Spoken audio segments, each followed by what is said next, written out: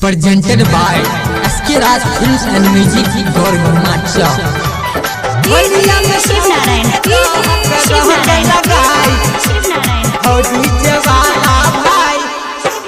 होलिया में छोड़ के दहक रंग लगाई हो डीजे वाला भाई। होलिया में छोड़ के दहक रंग लगाई हो डीजे वाला भाई।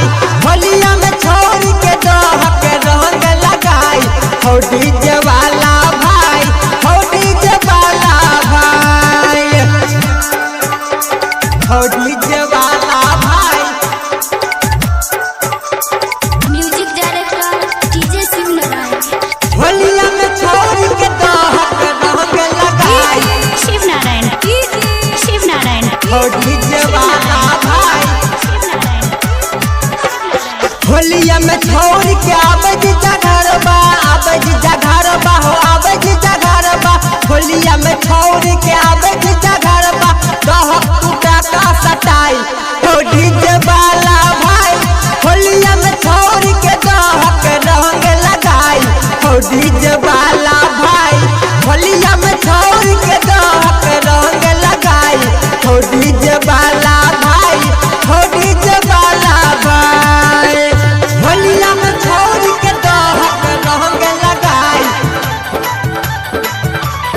हो डीजे वाला भाई।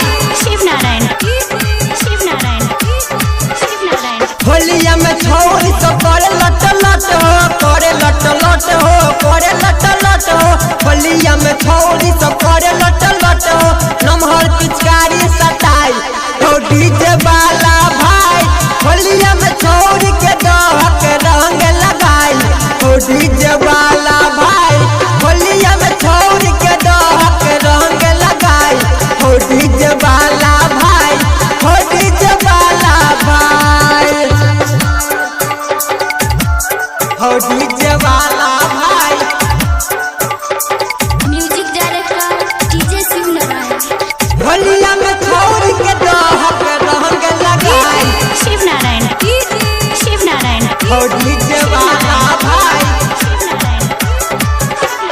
होलिया में छोड़ के चिकन चिकन गाल हो चिकन चिकन गाल हो चिकन चिकन गाल हो।